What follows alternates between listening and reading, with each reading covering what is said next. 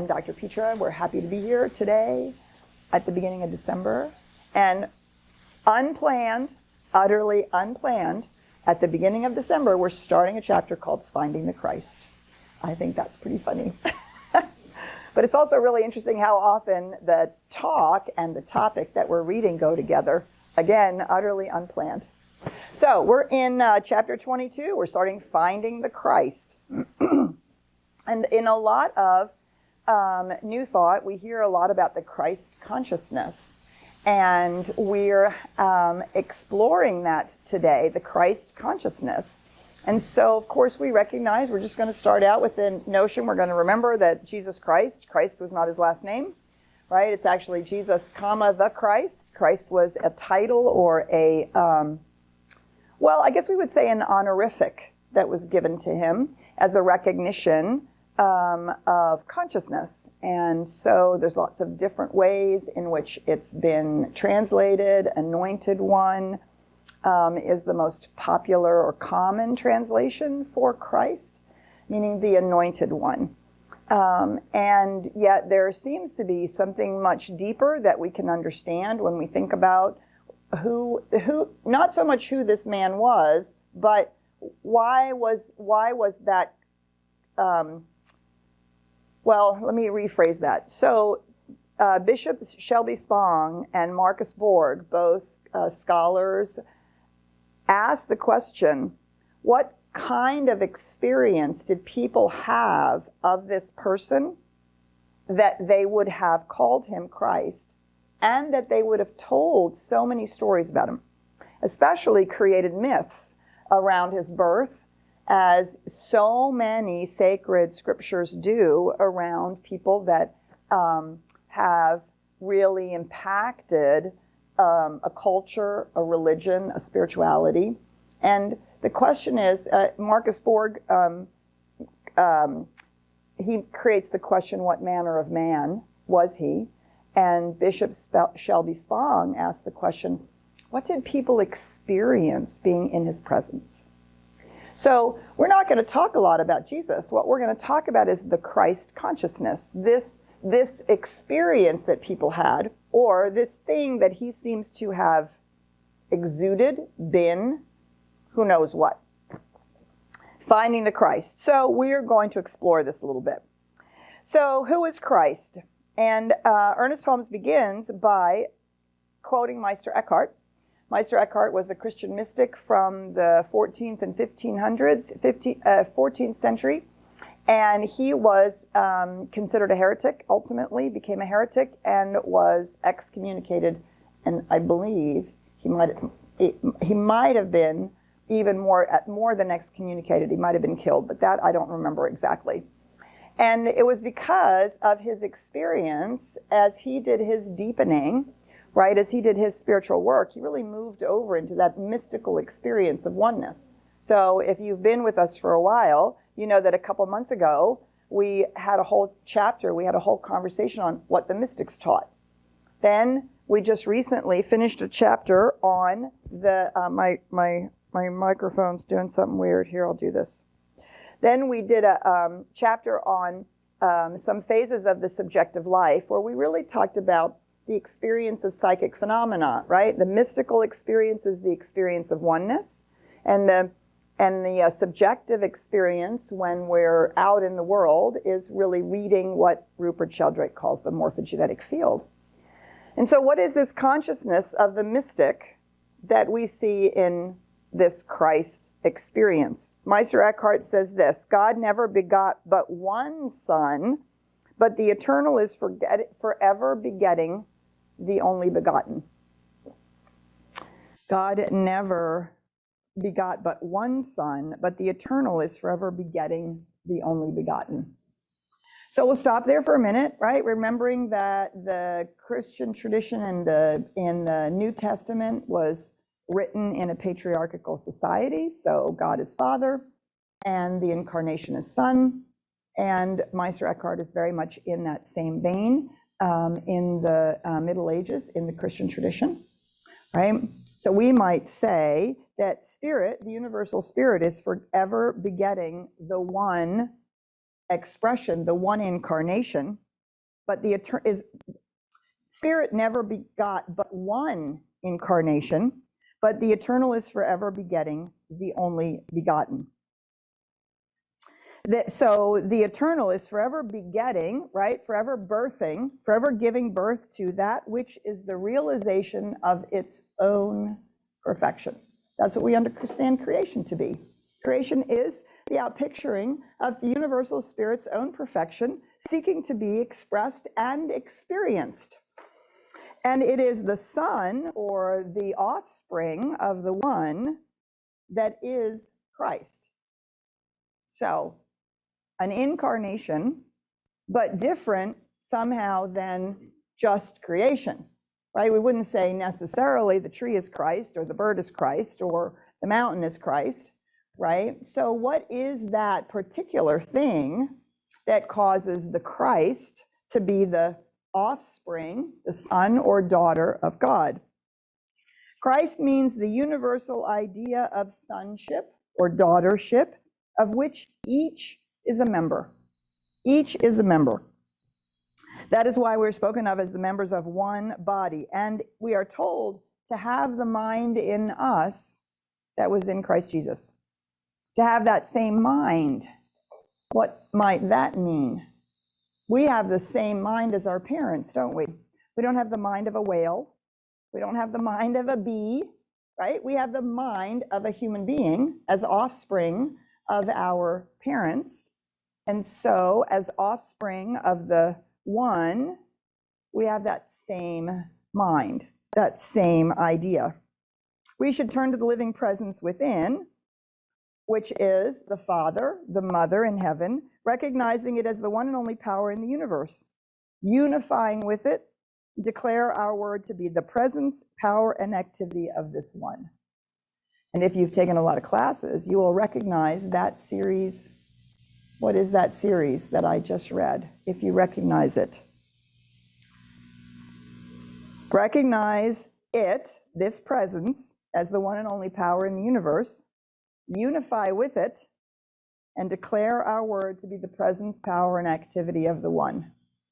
What is that? Yeah, spiritual mind treatment, steps 1, 2, and 3, right? Which is the basis for the spiritual work. It's the basis of the spiritual work we do. We don't just affirm things out of the blue, right? We affirm things because we know what's going on, and we use our spiritual mind treatment that way. Okay.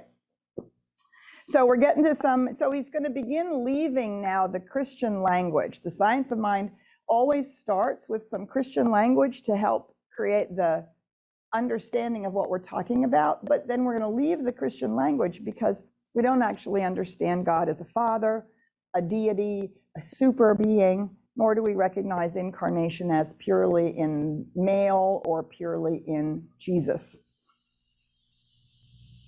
If we could stand aside and let this one perfect life flow through us, we could not help healing people.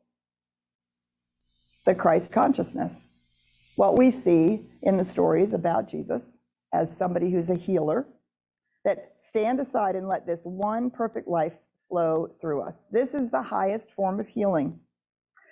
And so what we see in the Christ consciousness is the revelation of this mystical consciousness, this recognition of the oneness, this unifying of the oneness, and the willingness and ability to speak the word of power, right? That's probably the shortest definition, or the shortest way that one can demonstrate Christ consciousness, is to live that, not just talk about it, but live that. So the way that we live that, I love this next portion of this paragraph. So we've literally spent this much of the book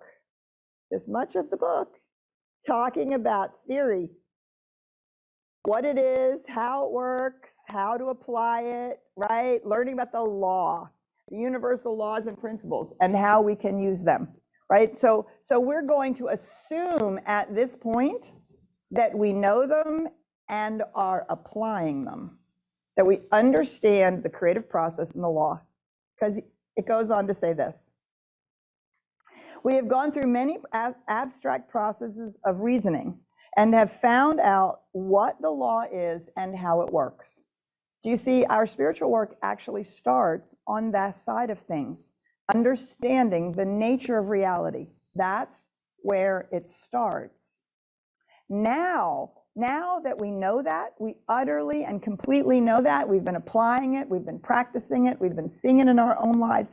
Now we can forget all about the law and know there is nothing but the word. The law will work automatically.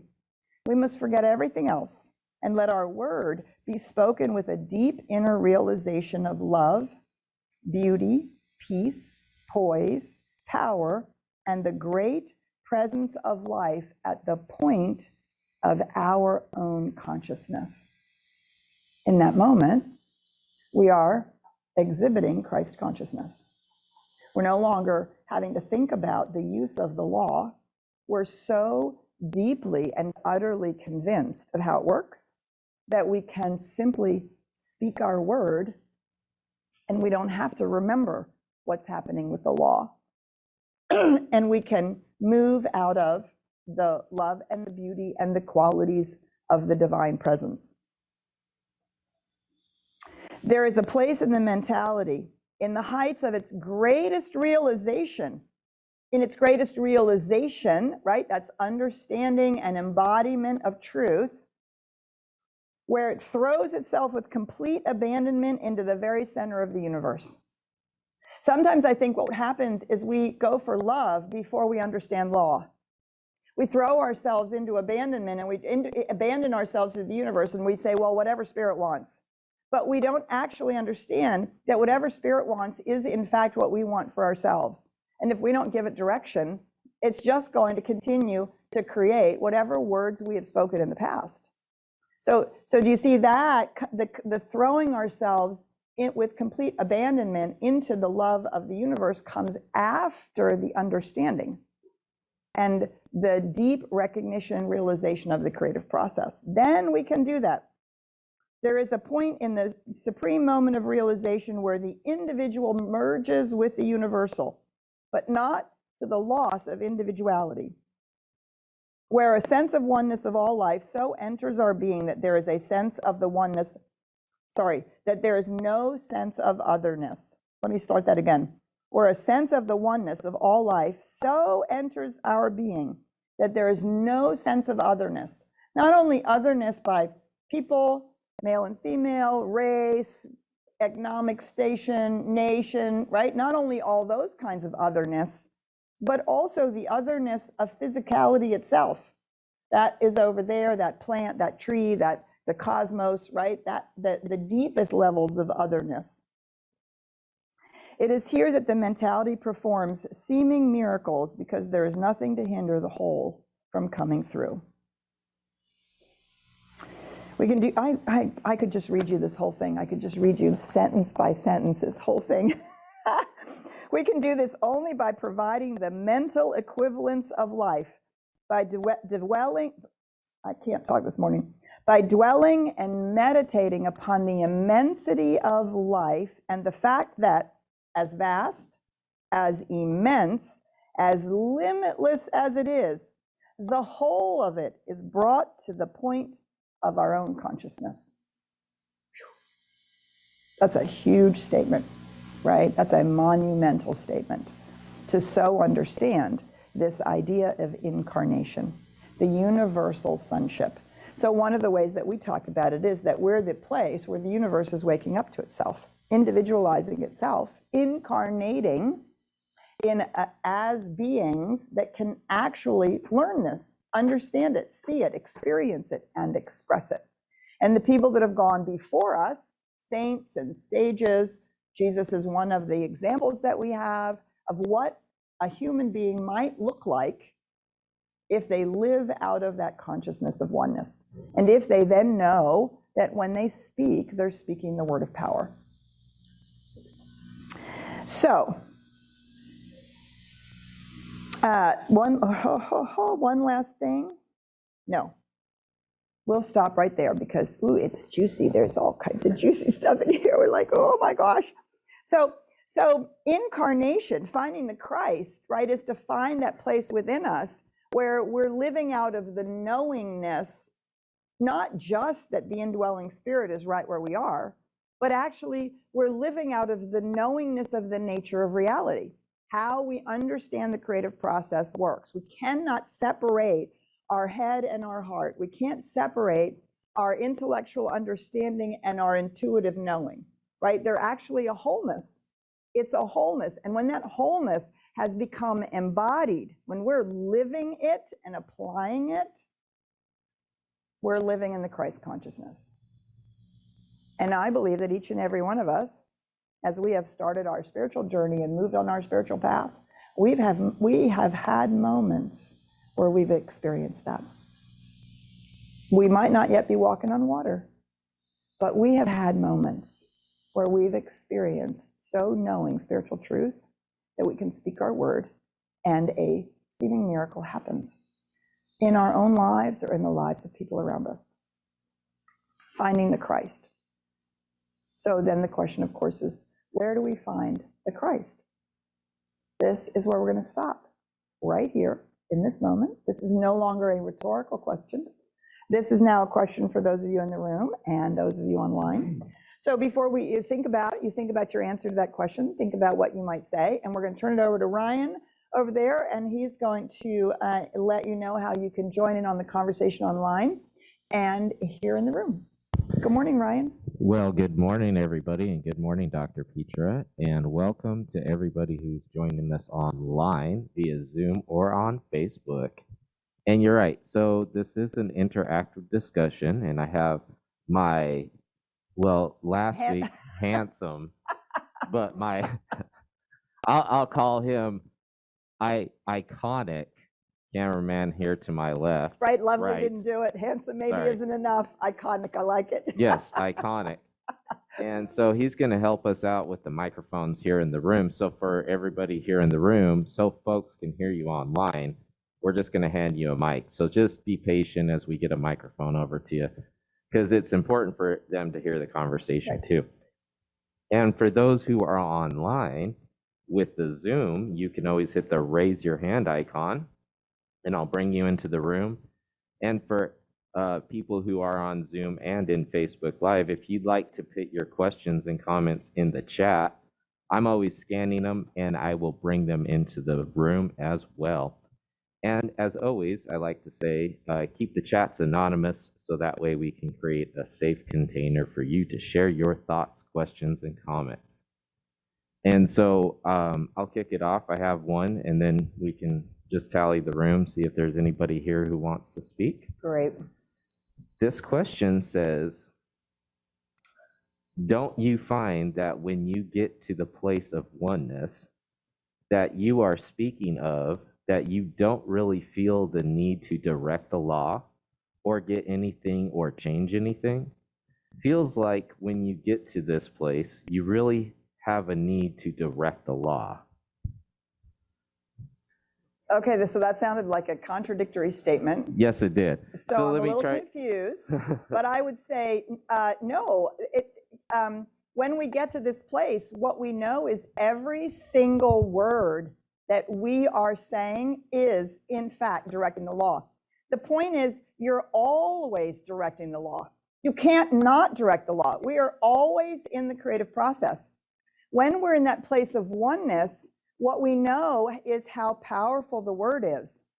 And we become very careful with the word, and we make sure that our word is direct. And of course, we would want to keep manifesting. Would you not want to manifest that healing of climate change? Well, I do want to cut in. They did type back really fast to get some clarity on this, because I think maybe it's a little early in the morning. We haven't all had our coffee. I get it. I totally get it. It's all good. And I'm the translator over here, so I apologize for everybody in the room. You probably thought I was going crazy. No, so they were saying that there isn't a need to direct the law. You don't need you don't have a want or willingness to direct this law at that point. You can't not. I think that is, truthfully, I think that's impossible, because you are already always in the creative process. The point is to decide how you're using the creative process. And so it's no longer a need. I want to manifest so that I'll be happy. I want to manifest money. It is a recognition that each and every word that it has the power of the creative process. So we become much, much, much more thoughtful and careful about how we're directing the law. We may realize that truthfully, we're not trying to manifest individual things. What we are creating is a life, right? So how many times throughout the day, when we are in our experience of oneness, do we allow something to pull us into, well, if only those people were better or different, it'll all be fine. Or we could say, right, we could come out of that place of oneness and we could speak our word. I know that this situation is being healed. I know that awareness, humanity is awakening to its spiritual magnificence. Therefore, racial injustice and equity is being healed right now, right? Why would we not want to add our word of power to that? I think the difference here is that we either fall back into the Christian, it's more spiritual not to be focused on the physical world, which is impossible because you actually do need to eat. You have to have a life that works in a way that supports you and your family. Or we fall into the Buddhist, we want to have a karma-less life. So God forbid we should want anything. But from the New Thought perspective, the truth is life is a desire. It is a desire for life and for expression. So we're constantly manifesting our lives. Even if it's as large as a life that is an outpicturing of my being, that is still a direction in the law. We could even say, I'm going to have a karma-less life. That is a direction to the law. I'm not going to want anything because I'm living in oneness. That is a direction in the law. And so why would we withhold that? Why would we withhold our power from the good of life itself? Some of it's going to be our good, some of it's going to be the good for our family, but a lot of it's going to then turn to be the good for others. To speak, I mean, when we recognize the miracle stories in the teachings of Jesus, the miracle stories about this man, right? 95% of them were for someone else's good. Two were for his own good. Two of them. One, turning water into wine, because there's some sense that this was his own party, might even have been his own marriage ceremony. Turning water into wine, and two, manifesting the coin in the mouth of the fishes because they needed to pay tax. He and his disciples needed to pay tax. Those two, he manifested for himself, absolutely, without question. The rest of them were actually all manifestations of using the word of power for the good of others. And so I think we get oneness doesn't mean we don't have the innate push and desire of life to express. Another way we might think about this too is that in the oneness, we might actually realize that the desire of our own life is to express as a parent. And we might stop trying to chase after something out there in life because we realize that it is actually as a parent that we are most fulfilled, or vice versa. We might recognize that the desire of our life is to be an expression of ourselves to the best of our ability through some sort of work or some sort of endeavor.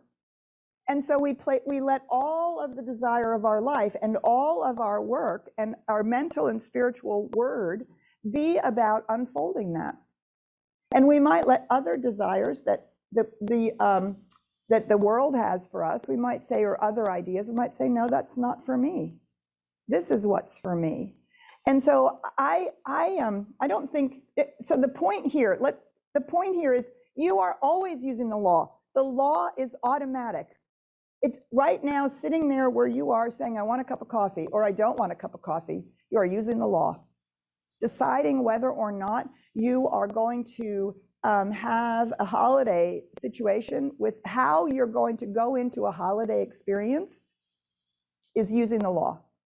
You can't not use it. It's like saying, I'm so in the oneness, I'm not going to use gravity. Do you see it's a law? I'm so in the oneness, I don't ever need to use mathematics again.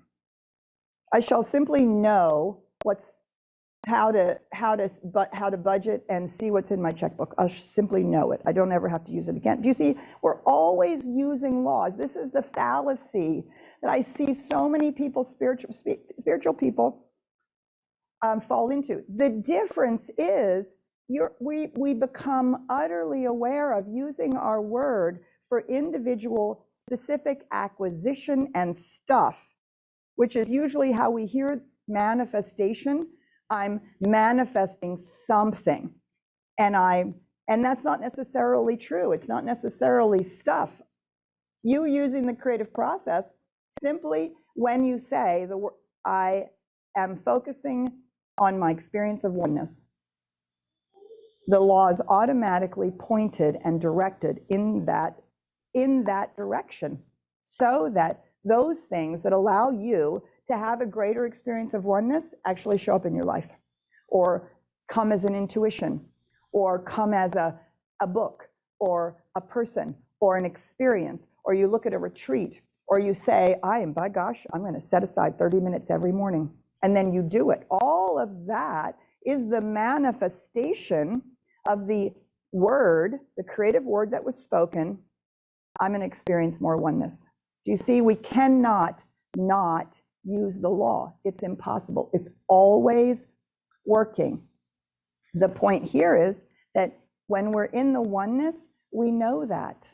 So we no longer focus on how the law works. We utterly understand it's always going on. Now we're focusing on what we're manifesting with it.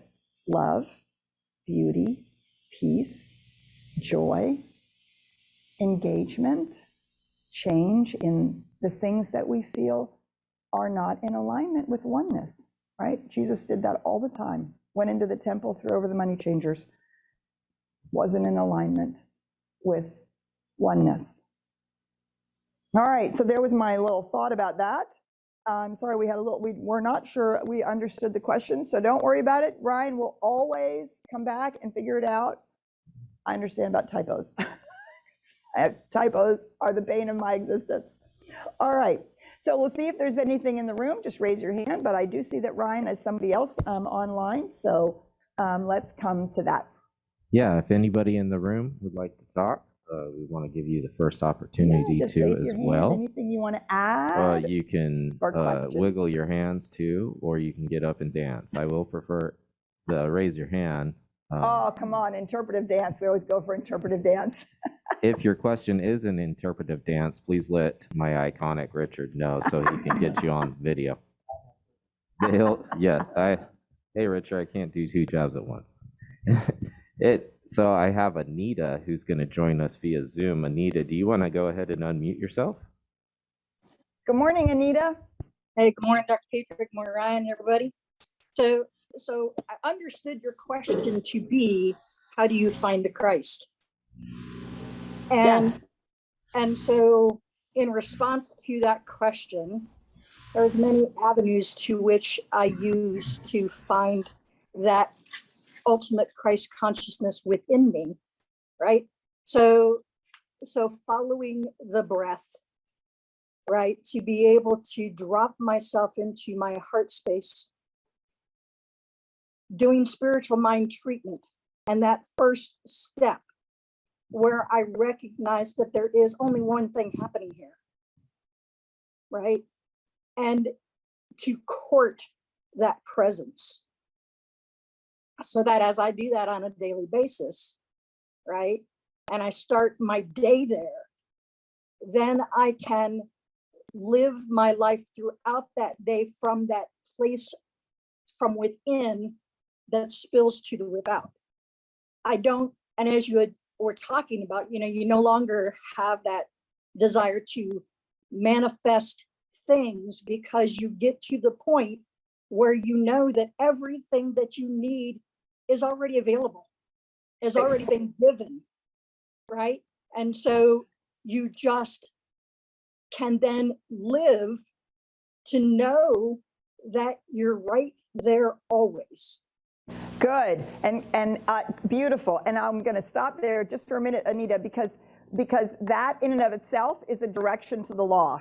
I know that my needs are always met, right? Do you understand? For every one of us, that in and of itself is a direction, but it's no longer about the specific things. Thank you for so articulating that, Anita. Was there anything else you wanted to add? No, I think I'm good, because it really was about addressing what the question that you asked was. How So do we find the Christ? Beautiful. And I love that you said, right, like being present in the moment, right here, being present in the moment is one of the places, because the infinite universal spirit is only here and now. It's always only here and now. And then the other question, how do we find the question? But the question, actually that I asked, and thank you for bringing us back to the question, Anita, is where do we find the Christ? That was actually the question. But either question will do. It's good. Either question will do. Ryan, I saw your hand again. And I just want to poll the room. Is there any interpretive dance questions that we have? I've been thinking about that ever since. Okay, if not, then Shauna, would you go ahead and unmute yourself? Good morning, Shauna. Good morning, Dr. Petra, and all of our dear friends online. So I've been reminded since a little bit before Thanksgiving, that where I find the Christ is in love, in the presence of loved ones. And don't need to tell you the story, but I've made a lot of recent spontaneous decisions to just choose love and choose to be in love in the presence of people I love. And that has brought me such love and joy. And as recently as sitting out on a patio in the sunshine in the middle of the afternoon at Flower Child with a dear, dear friend, catching up with our lives, and both of us sitting in the sun going, isn't this joyous? And don't we love being with each other? And, the excitement of this morning, waking up at a lake with my brother and my dad and knowing joy again. So that's where I find the crisis and love, joy of my friends and my family. Yes. Shauna, thank you so much for sharing that. And again, I just want to note that Shauna is talking about, I choose to be loved and I choose to love in these relationships with my family. That in and of itself is a direction to the law, right? That's the word of power. I will show up as love. I will be in that love with my friends and family. And as opposed to so many other ways we could be: criticism, judgment, withdrawal, liking some more than others. There's lots of ways that we can unconsciously choose to be. But that's a choice of power. I choose to be love. And what an extraordinary thing, right? Because then we incarnate love. We incarnate as love. We're bringing that forward. Good. So one of the recognitions here as we talk about it, I want to go back to the word incarnation. Incarnation. So I think we are again hoisting ourselves a little bit on the experience or the what shall I say, the sense of separation. Where we find the Christ, if we're talking about incarnation, that we're the offspring of the universal life. There's only one place, really truthfully, where we can find the Christ, and that's within our own consciousness. And then, as Shauna so beautifully said, show up as love, right? That is the Christ consciousness being expressed. And then love is present. And as Anita said, take that breath, do the spiritual mind treatment, take a moment in meditation. What are we doing? We're turning within, and we're actually finding the Christ within. And I am amazed at how utterly uncomfortable we are even thinking about this. Because clearly, we are not walking on water. We're not holy and pious. We make all kinds of messes and mistakes in our lives, right? And we think somehow we have to cross some barrier and become a saint or a sage and become so enlightened that people are gasping in our presence. And yet the Christ consciousness is available within us because we are the universe individualizing itself as us and awakening.